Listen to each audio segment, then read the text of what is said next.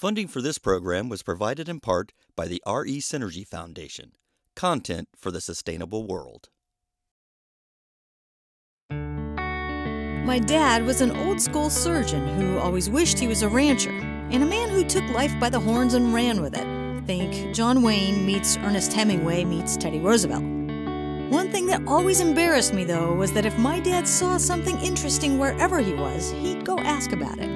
He'd start up impromptu conversations with perfect strangers about crop rotation, cattle genetics, or how to get all those pieces of firewood in the load to stay on top of that one little donkey. I was mortified as a kid. Well, I grew up, and now that's me. I married a perfect man with itchy feet who loves all things music and film, and who makes documentaries just for the love of it. If you dump all of those things into a petri dish and let them stew for 25 years of blissful chaos, what do you get? Well, welcome to my life of vicarious agriculture. Come on along for the ride.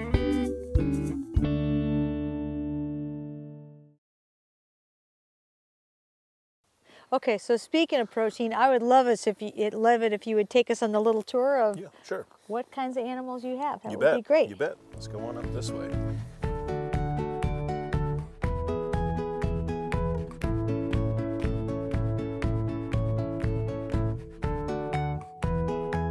So what else do you have here?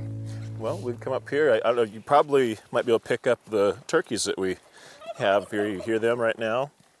I have Beautiful. There's two Royal Palm toms right here, and then I've got a cross in the back. The rest of my Royal Palms actually got to go visit and spend the summer at the Deanna Rose Children's Farm in Overland Park. Huh. They're coming back here pretty soon, so my boys won't be lonely. So you raise turkeys and chickens, I've noticed, in the same place. Do you have any problems with blackhead or anything else like that that people talk about? You know, I have not with this particular group. I don't raise a huge amount of turkeys, but I think that whatever, you know, the organisms in the soil here maybe are not here with relation to that, or perhaps my flocks have gotten resistance to it. And that's kind of an important thing when we talk about that, is I really work towards breeding towards resistance in my livestock, because I don't feel we can depend on pharmaceuticals to fix everything. We really need to breed some of these animals towards resistance, which these original heritage breeds had resistance. You know, you think about colonists and, you know, the settlers, they didn't have a vet that they could call and go get something. They lost animals, and the ones that lived were resistant. Yeah, over time that just seems like a smart thing. I mean, to me it seems like the most intelligently lazy thing to do. You want an animal that doesn't take more work. Mm-hmm. Right? Right, that's what I want. Yeah. Yes. Yeah. To me that just seems smart. Yes. But and yet this is not going to produce at the rate that another animal is. Well, and particularly these Royal Palms don't. They weren't bred, as I know it, they weren't bred for a meat bird. They were, you know, bred for their pattern and so on. And that's one of the reasons I picked them, because again, in sustainability, part of that sustainability is for me to be able to make money to live here. Yes. So I chose them because it's a very popular bird with the homesteaders and the small ranchettes and so on, and they'll pay me handsomely for, you know, properly marked birds like those over there. So the accounting person in me always has to go down to the bottom line, and Yes. I always look at heritage breeds and think, okay, less production, less resource dependent. If I am making a 20% profit margin, does it really matter? I mean, 20% is 20%. Exactly. So if I'm looking to feed the world, it's one thing, and that's Right. fine, and you understand Absolutely. Why that's necessary, but you also need that many more resources. I've only got 70 acres here, so I had to, as I, you know, and I give talks on this here regionally, you know, you got to look at the culture around you, you know, about your buyers and so on. You need to look at the climate and the environmental effects in your area, what's available on the land that you're looking at buying or that you own, and then, you know, fit that into the livestock that you want to grow. You know, on 70 acres here, I really would be unrealistic if I said, well, I want to get into raising, you know, registered Angus beef cattle. 70 acres is not enough unless I'm putting a feedlot in. So I have gone towards animals that fit here, fit my climate, and fit my culture of market around me. Okay, so now you just mentioned something that was one of the things that really caught my attention when we spoke before. You have found your market, and that you said that you have buyers that are not necessarily the normal demographic one might expect. So tell me how you found that market and how what you grow fits that beautifully. Well, so, you know, again, I don't want to fight against the flow. I can't compete, like with my pork, I can't compete with Sam's Club and the local Hy-Vee and, you know, Safeways and so on of the world that they're selling 99 cents a pound pork on sale and $1.99 when it's not on sale. That's not me. That's CAFO, you know, concentrated feeding operation. I've got something different. I've got to make more money because my inputs are higher. So taking a look around me at what market there is, there are people in my community that are willing to pay for an animal that's not raised in that manner.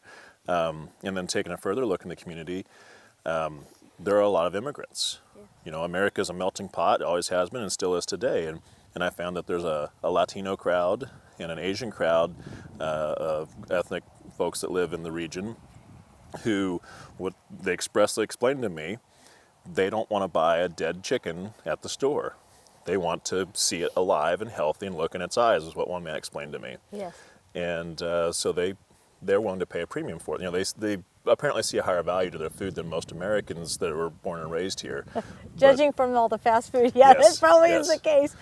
Yeah. So when I discovered that market, and kind of accidentally, that I cultured it and grew it. I speak some Spanish, and you know that really helps out with the Latino market. And I don't speak any Mandarin or Cantonese, but again, the Asian folks I work with, whoever's there, the designated translator, and we work out the details, and they buy live ducks from me. They're really happy to get them. They're excited because they, living like in Topeka, were traveling an hour and a half to Kansas City to get stuff that's been grown right here. Interesting. And so they were happy to find me too. Yeah.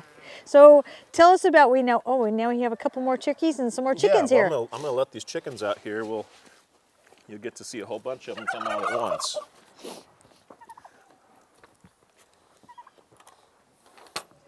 And guineas. Yes, there's a few guineas running around. Their population kind of ebbs and flows. Guineas don't like to roost in the chicken house here. They tend to want to go to the trees, and so you could end the winter with a bunch of them and start the spring out with not very many, but then later in the spring when they start making their nests, suddenly you've got 100 guineas. They're great for ticks, I hear. Why don't you take you set the snowman someplace and you take and sprinkle the corn around, okay? Wait a second, son. Okay, so now look at we've got the rooster. Is this one or two? Well, one, two. There's several roosters in there, and this time of year I just bunch everybody together, you know, for economy's sake of, you know, keeping them together and so on. Yeah. But I specifically pick out certain roosters, like these gray ones here are Americanas. And you'll see the beard on the bottom, which is telltale. And I chose these particular guys because they grew faster, and they seem to be, you know, doing well as far as foraging and ranging and so on. I have blue wheaten Americanas at home, and they are excellent foragers. And that's interesting that you said blue. So the blue, which, you know, meaning the gray feathers like that, is super popular, and hence you'll see a lot of the gray birds I keep because, again, my little homestead and ranchette type of buyers who buy pullets from me, one thing they like is pretty feathers. The other thing they like is pretty eggs. And so when I start separating them out in the spring to collect eggs, that's what we breed for. And then I might as well talk about this because everyone always asks, what's wrong with that chicken with no feathers on its neck? Why did it get picked on? Is it a turkin or a naked neck? Well, same thing. I mean, one and the same. And it's, as I've studied it, it's a very common breed worldwide. But yeah, we raise some of those. They make really big eggs.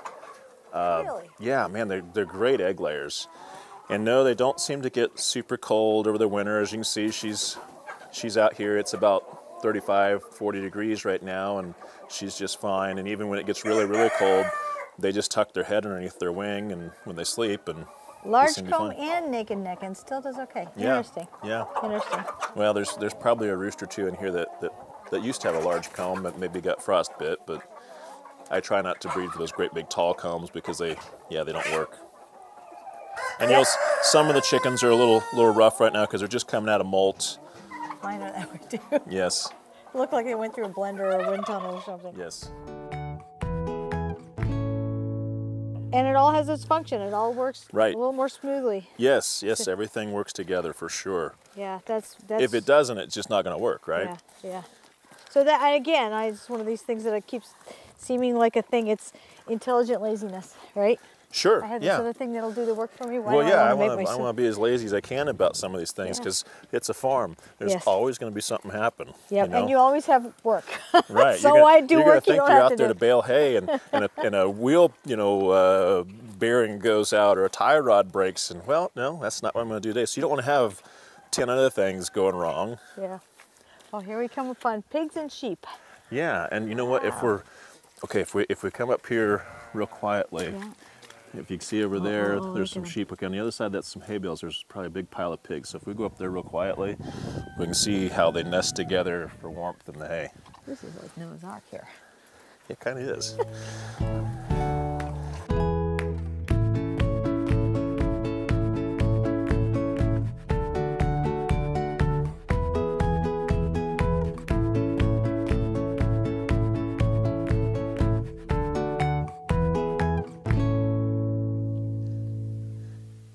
So the pigs, we put these big hay bales out.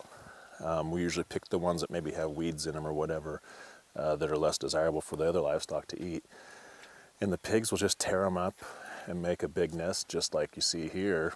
The mothers and some of their offspring just all kind of get together and keep warm. Holy cow, look at the size of that pig. And this, I don't have any to show you today, but this also kind of gives you an idea of how, these big sows like you see here can take one of these hay bales and they'll just shred it up, and we'll put two of them together for a nest, and they'll make a hole up inside there where they'll have their babies in January and February here when it's even colder than it is today. Wow.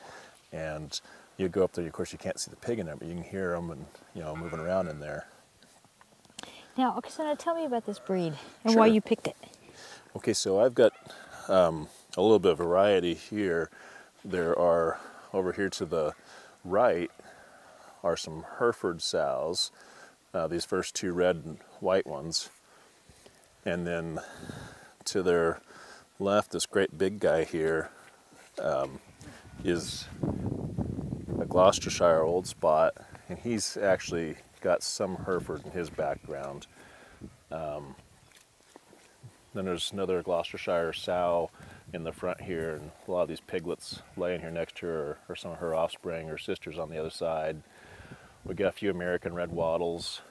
Down in our other pen, we've got our first Berkshire that we brought in. But essentially, what I've brought these breeds in is I was looking for pigs again that would meet my needs, my buyer's needs, and I've kind of developed this over time. So I started out pretty heavy with the American red wattle and the Gloucestershire, and found out pretty quickly that they produce an immense amount of fat, even in a pasture operation. And while I had some customers that were excited about that and love pig fat, a lot of my customers hadn't made that move yet, and they were, want something more lean. Hence, we brought in the Herefords. Yeah, the Gloucesters were, how do I say, Gloucestershire? Gloucester? Yeah, I think it depends on where you're from, probably. I'm going to say old spots. The Right. old spots were the orchard pig, correct? So they Yes. were kind of made to eat apples and acorns and Yes. clean out the pasture. Yes. So I guess and tallow was something that used to, or fat was something you used Very to use important, for candles. yeah. Well, and to, cook with and eat, They didn't have Crisco. Okay, there is something that's very cute about a baby pig, isn't there? Yeah, even at that stage there where A little bigger. they're big enough to take a finger off, but they're still pretty adorable with the little flop down ears. And if you give me just a moment here, I'll get some grain. I feed them twice a day, and I give them whole corn.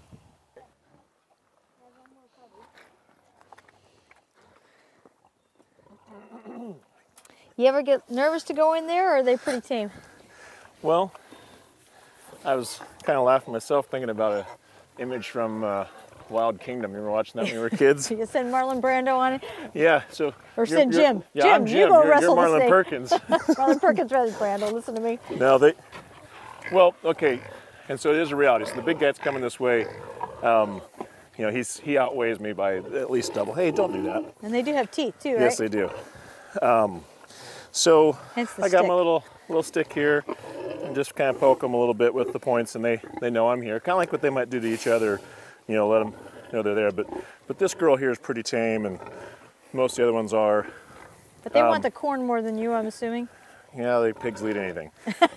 But That's what we've been learning. yes.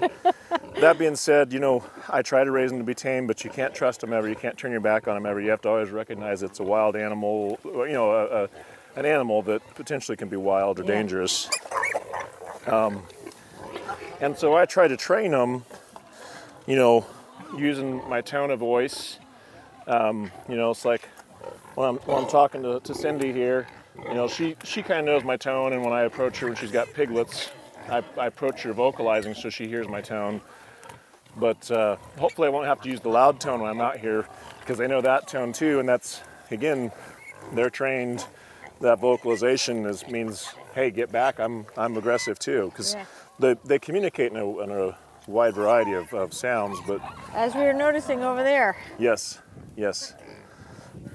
And I don't, if a particular boar or sow is aggressive, you know, I'd get rid of them as soon as I can, because I can't risk injury. But, and again, I'm out here by myself a lot, and I don't ever go in there without being armed, because if they get me down, I've got to be able to get out of there. I see far too many YouTube videos of people doing dangerous things with hogs, and I was there and watching like, it's going to end poorly someday. Yes. It's particularly dangerous right now because the mud is so gummy. Yes. You can get stuck and walk out of your boots. Yes.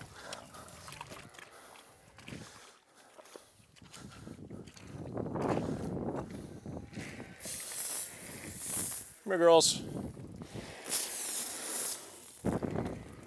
So, how come they didn't walk over to that spot? Is there a hierarchy and some get some grain and the other ones have to wait until the first ones are done, or is it just whoever feels like getting up?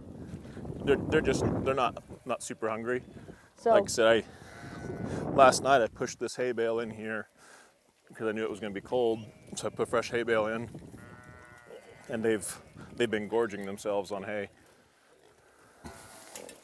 This barrow right here, which castrated boar, we purposely have raised him out for lard, and you see how fat his face is there. We're going to be butchering him here. I've got a handful of people coming over for a class with me on rendering lard and lard hogs. So, come on, sheep. Come on, girls. Bah. Bah. Come on, girls. Bah. Come on, girls. Bah.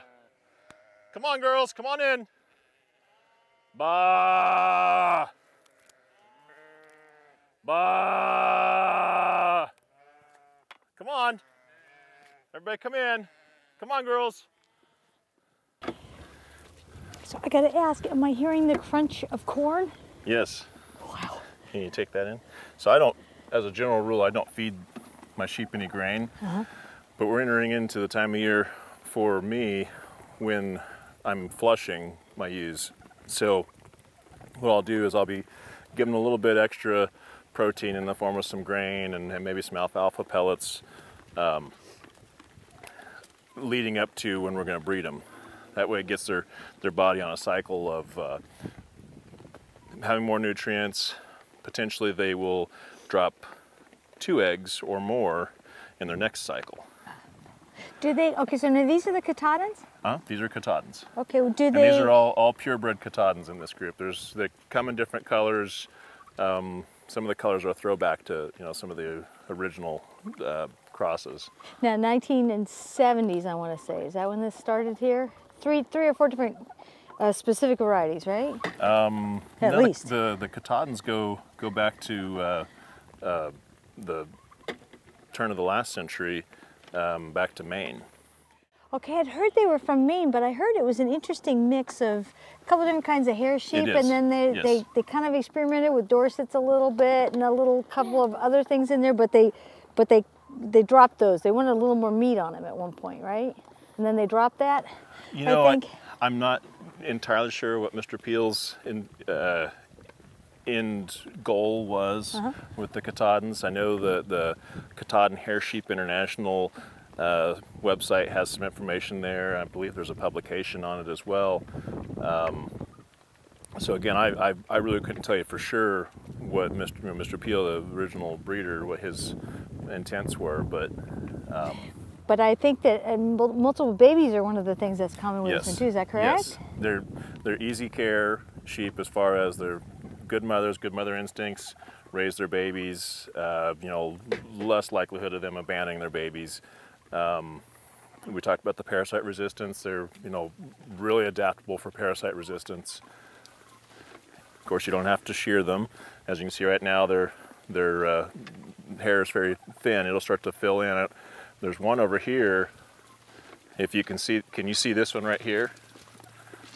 She's still got some remnants of her wool. Yeah.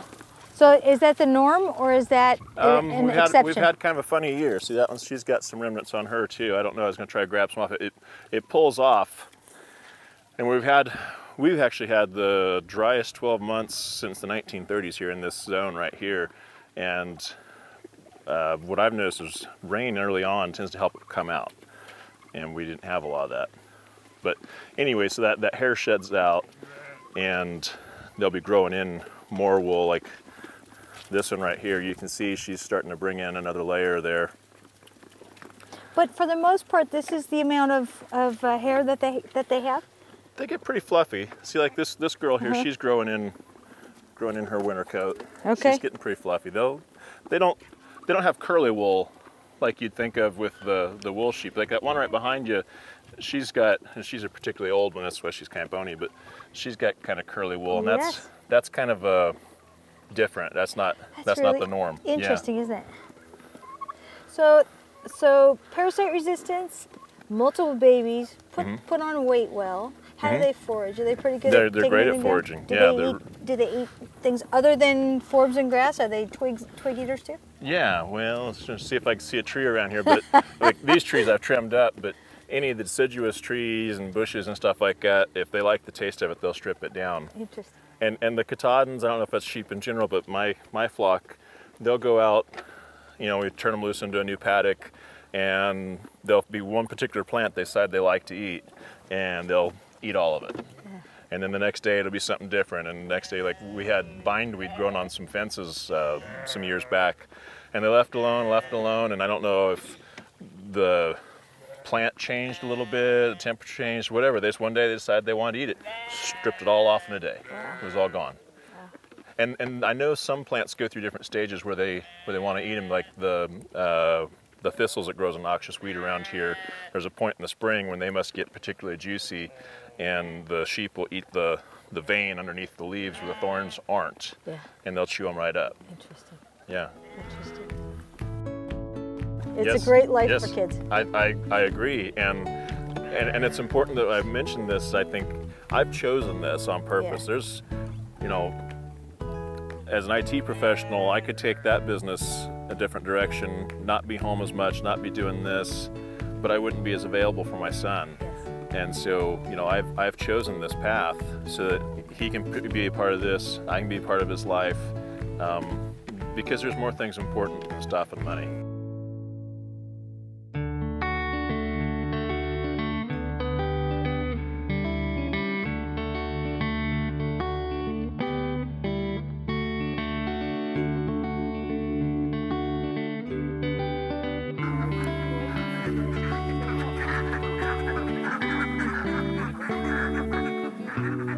Catch your chickens, buddy? The one on the far, which one? The one that has On the way over there, or just right here? she's a Oh. sea bright, which I believe the sea brights are on the list. You know what? We've thought about sea brights. May I pet her? Shrek. She's got beautiful feathers. Look at that. Shrek. Wow, they're gorgeous. She's saying, you know what? Everybody else gets green but me. It's as big as she's ever gonna get. She is